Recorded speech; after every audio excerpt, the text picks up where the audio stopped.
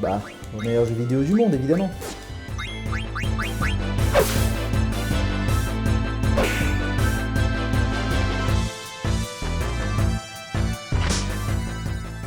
Non, mais c'est fait exprès, c'est pour aller plus vite. Bah, c'est mon jeu préféré tout court, et puis la nostalgie, tout ça, tout ça. Un animé nostalgique? Franchement, pourquoi pas, mais tu proposerais quoi du coup? Un jour peut-être, mais pas maintenant. Plutôt Ongaku no Koe pour celui-là. Même pas en rêve. Je te déconseille de finir ta phrase.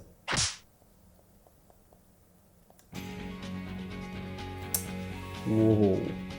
C'est suffisamment nostalgique et osef du grand public pour que ça mérite une vidéo. Ouais, franchement, allez, c'est parti.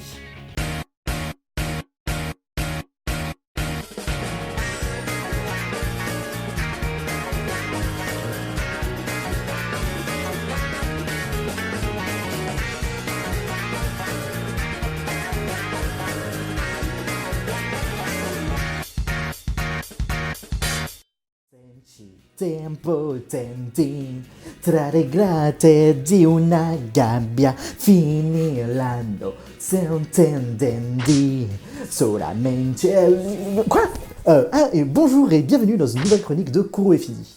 Fais un cut. Aujourd'hui, on va faire un petit bond dans le passé, pas trop loin non plus, et on va aller fouiller dans les souvenirs d'enfance. C'est-à-dire quand j'avais environ 10 ans, et qu'à ce moment-là, c'était mes parents qui payaient la redevance télé pour que je puisse jouer à la PlayStation, et que je puisse pas me poser la question du « quelle est la différence entre un dessin animé et un animé tout court ?» Bienvenue donc en 2003 où entre des épisodes de Yu-Gi-Oh!, Beyblade ou même Call Lyoko, un petit animé proposant une aventure splendide et mystérieuse tente sa chance sur nos télévisions catholiques. Ouais, c'est vieux ça, hein. On est donc parti, comme son générique français l'indique, pour la plus belle histoire, le secret du sable bleu.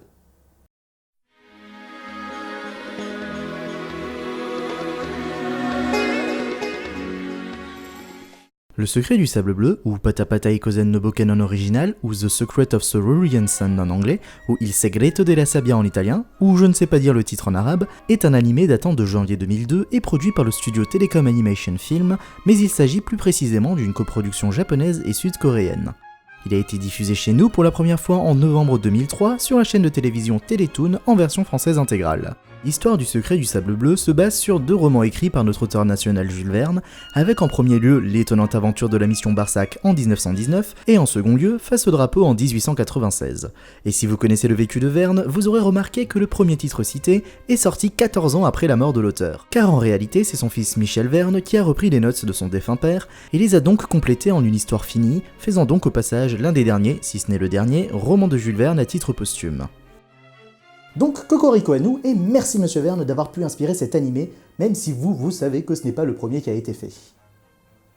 L'animé s'ouvre sur le générique plein d'énergie en français et un peu moins en japonais. La plus belle histoire, yeah, yeah, yeah, yeah, yeah. Elle t'emmène au bout de ton rêve. Sanji no mama shite, yeah, yeah, yeah, yeah. Nippon et Disney.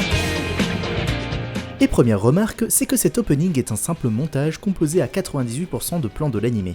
Ce qui fait que si vous vous mettez à regarder précisément chaque cut de l'opening, vous pouvez vous faire potentiellement spoiler l'histoire en moins d'1 minute 40 dès l'ouverture de la série. Ouais, mais l'opening c'est quand même vachement important quoi. D'ailleurs, petit aparté avant de réellement commencer l'histoire, si on analyse les paroles françaises, on remarquera qu'elles ont été écrites de telle manière à ce qu'elles collent littéralement à ce que vous voyez à l'écran. Reflet nacré, reflet d'eau pâle. Je lève les yeux. Dans la nuit déjà se dévoilent des milliers de perles d'étoiles. Quand la lune brille, un sourire toujours me poursuit. Mais moi je trace ma route. Un jour lorsque le soleil se lèvera, je pourrai triompher de tous les combats sans une leçon. Mais enfin bref, nous voici en Angleterre, où l'on retrouve un monsieur avec son majordome, assez pressé de rentrer chez lui. La raison, il est sur le point d'assister à la naissance du personnage principal de notre œuvre, Jane Buxton. Oh, Ça y est. oh c'est merveilleux. Si. C'est beau putain. Cependant, ascenseur émotionnel. Anna, Maman.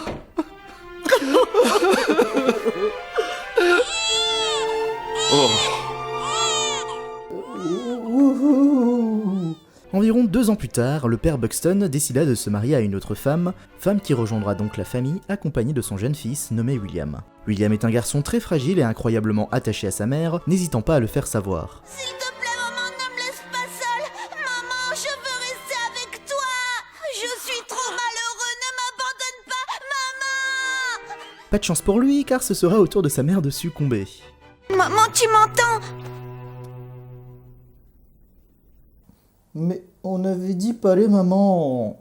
Transition vers plus d'une dizaine d'années plus tard, où l'on voit pré-ado Jane aux côtés d'une curieuse machine avec des ailes. On comprendra assez vite que son rêve est de construire une machine volante, et qu'il s'agit aussi du rêve de son grand frère George, jeune scientifique de son époque. Je te promets qu'un jour, je t'emmènerai faire un tour dans une de mes machines volantes, et tous les deux, nous nous promènerons à travers le ciel.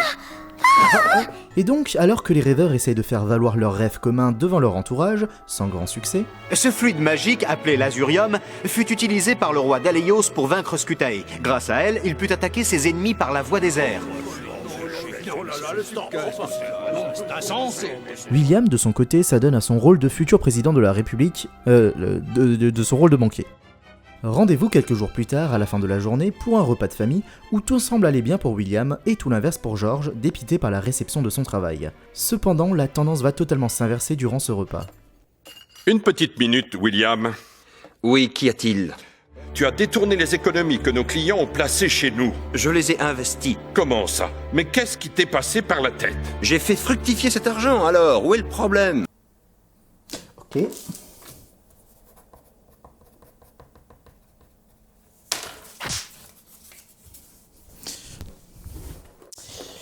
Ah, toi tu vas là-dedans. Heureusement pour George, un recteur nommé Christopher Barsac, ayant participé à l'exposition de sa théorie, croit en ses recherches, et donc lui a autorisé à faire une expédition en Orient, où son but serait d'aller chercher le fluide spécial moteur de sa théorie, l'Azurium. Ainsi, George partit donc pour sa fameuse expédition, et en parallèle, Gros Menton William a tout simplement disparu. Mais tout va bien, car quelques temps après, ce sera au tour de George de donner des nouvelles. C'est vrai? On nous envoie des nouvelles de George? De sa mort! George a été exécuté.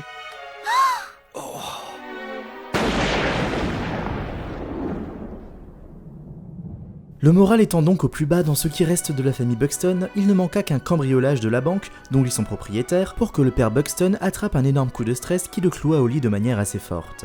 Un autre jour plus tard, Jane reçoit une curieuse lettre signée par son frère George. Cette lettre ne contenait pas de message, mais juste une pierre bleue. Et la magie, plan qu'on peut voir dans l'opening. La lettre étant un argument suffisant pour Jane pour se convaincre que son frère est vivant, elle décida donc d'aller le retrouver d'elle-même en Orient. J'arrive, George.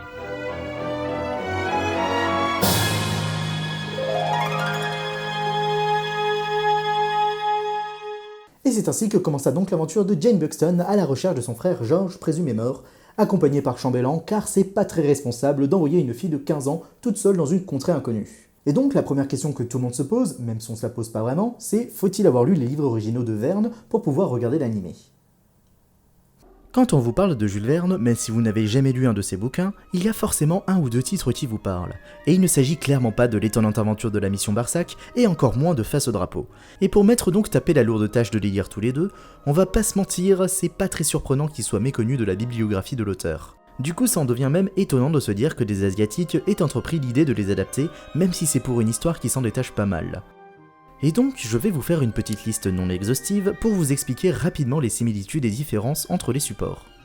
Concernant l'étonnante aventure de la mission Barsac, la plupart des noms sont directement repris, tels que Jane et George Buxton, Christopher Barsac, William et quelques autres. Jane est dans sa première vingtaine d'années dans le livre alors qu'elle n'a que 15 ans dans l'animé.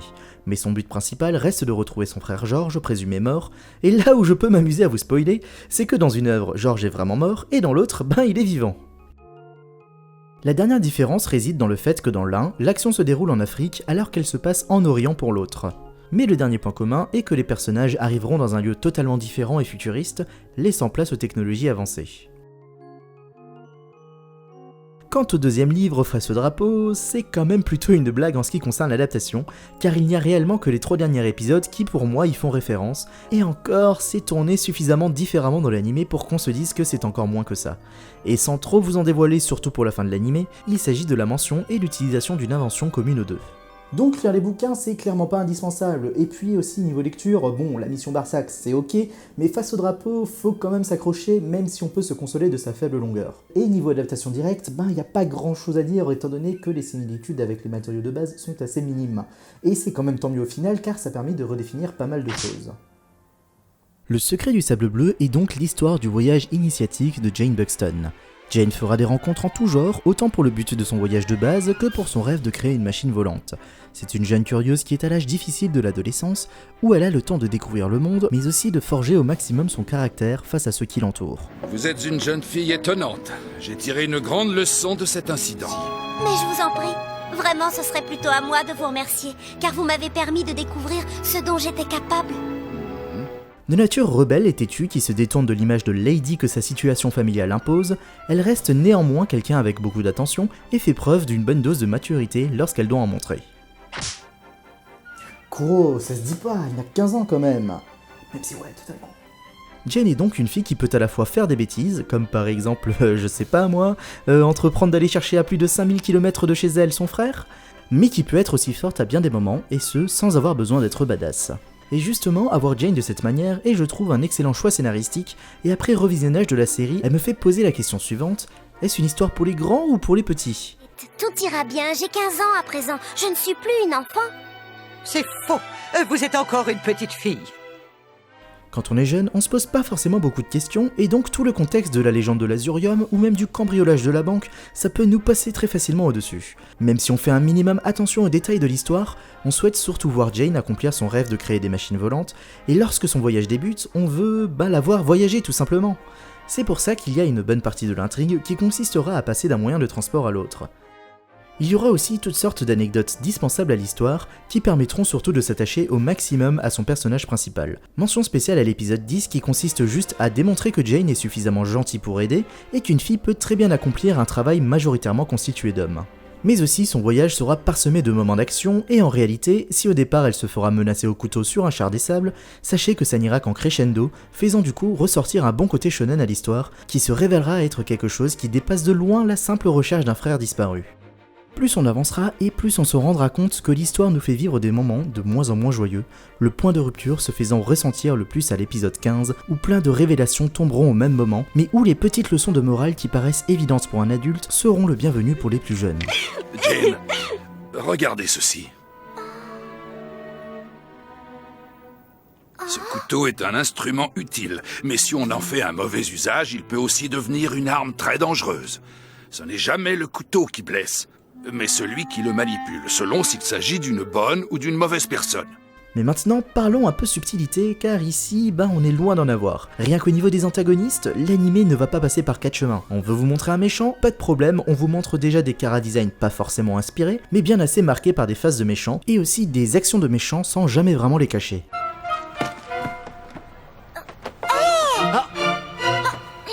Donc il faut jouer le jeu et réussir à se mettre à la place d'un perso d'anime lambda et se dire qu'une fausse barbe suffise à tromper 1000 personnes.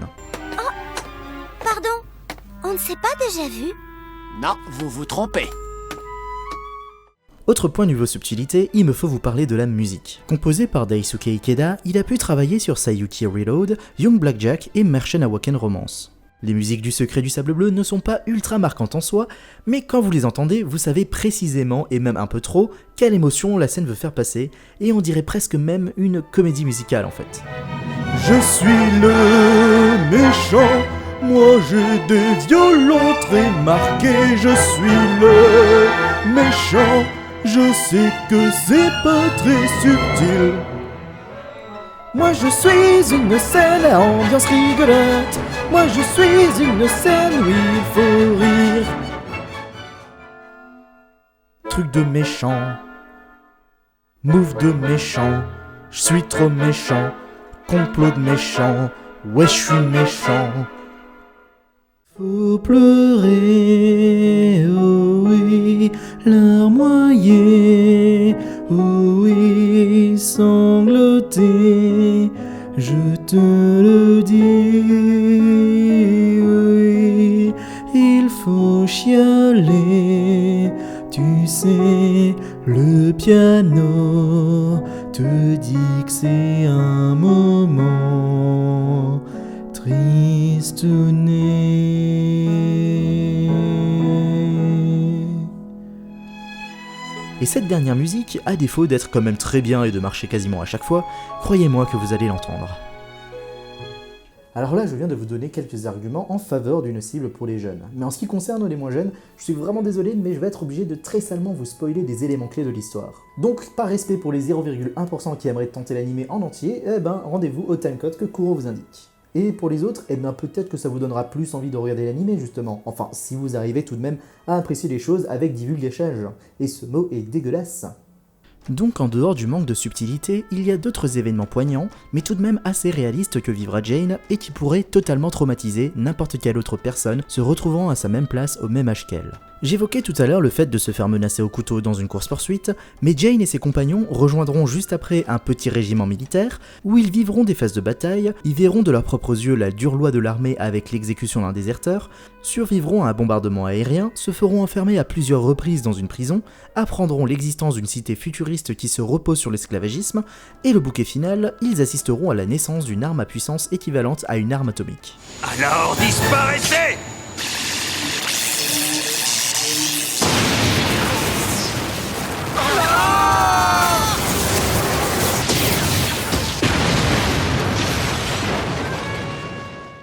Et voilà, c'est pas forcément en prenant comme exemple un shonen avec un peu de sang qu'on a besoin de justifier le fait que les œuvres japonaises sont pas que pour les gosses.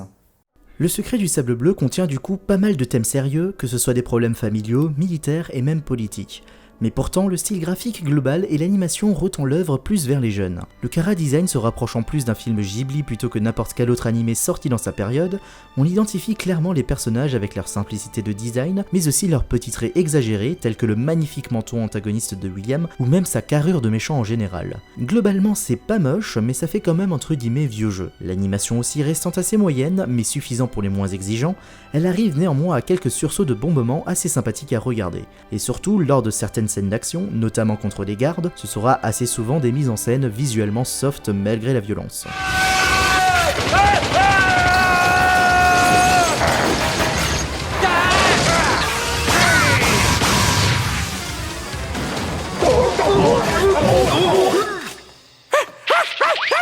Et j'en profite de parler de graphisme pour vous signaler que oui, il y a de la 3D utilisée. Mais cette 3D n'est utilisée que pour les véhicules et machines volantes. Et bien qu'elle fasse énormément de défauts, surtout au niveau des mouvements ultra linéaires, elle évite de trop se montrer en même temps que des personnages à l'écran. Ce qui fait qu'au final, ça passe pas si mal que ça. D'ailleurs, vous pourrez aussi souligner le soin particulier qui a été apporté à la quasi-intégralité des machines montrées. En effet, pour faire sans doute hommage à la fascination de Jules Verne par rapport aux machines, les différents véhicules ont un design assez irréaliste, mais tout de même bien imaginatif.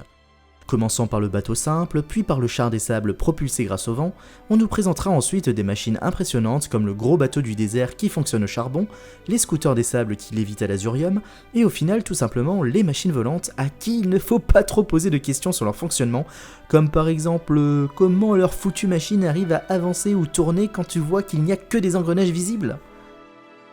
Mais s'il y a bien un dernier point important sur lequel l'anime arrive à bien équilibrer cette question de l'âge visé, c'est bien le doublage. Alors vous qui regardez en général vos séries en VO, c'est l'heure de nous taper sur les doigts car on va dire d'une VF. Dirigé par Daniel Hazan, à qui on doit la direction du doublage de Haiban et Renmei ou encore plusieurs films Lupin the Third, la VF du Secret du Sable Bleu est loin d'être bâclée. Là où on adule les fameux seiyuu pour leur performance, nos comédiens français n'ont pas grand chose à leur envier. Pourtant ce ne sont pas forcément les plus grands noms qui seront au casting principal. Et plutôt que de vous citer chaque comédien un par un, je vous laisse directement quelques extraits de personnages principaux, avec Kuro qui se chargera de les présenter brièvement pour que vous puissiez vous faire une idée. C'est absolument hors de question. Partir toute seule dans les contrées orientales? Bon, en voilà une idée. Vous avez gagné, mademoiselle Jane. Votre fidèle serviteur, chambellan, vous escortera même jusqu'à l'autre bout de la terre. Puisque vous en êtes presque à me supplier, je n'ai pas vraiment le choix. C'est d'accord, je viendrai. Tu vas... Sabri! Une tempête de sable! Si on est pris dedans, on est fichu! Bien, en admettant qu'une telle substance existe réellement, où pourrait-on la trouver, d'après vous? Jane, nous sommes amis désormais. Et je ne tiens pas à avoir de secret pour mes amis, voilà la raison. confiance. La confiance. Ce n'est pas la confiance qui va remplir nos estomacs, père. À l'époque où nous vivons, ce qui compte, c'est de gagner beaucoup d'argent. Un point, c'est tout. Rien n'est plus important. Quand je reviendrai, tu seras enfin capable de voler comme un oiseau. Je te l'avais promis. Tous les deux, nous partirons à la conquête du ciel. Mais d'ici là, deviens une jeune lady dont tout le monde sera fier, d'accord? Je pourrais alors voler jusqu'au bout du monde. Ou plutôt, je ferai le tour de la Terre.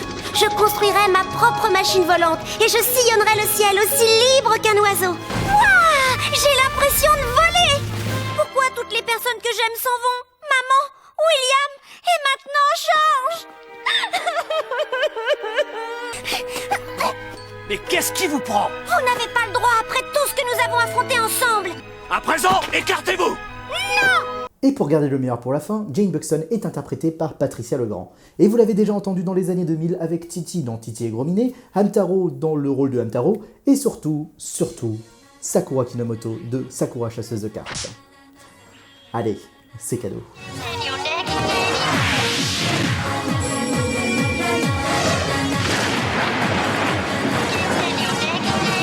Vous savez quoi? Un jour, j'ai trouvé dans la bibliothèque de papa le livre de Clos. En l'ouvrant, j'ai laissé échapper des cartes magiques dont les pouvoirs sont très dangereux. Il faut maintenant que je les récupère. C'est comme cela que je suis devenue chasseuse de cartes.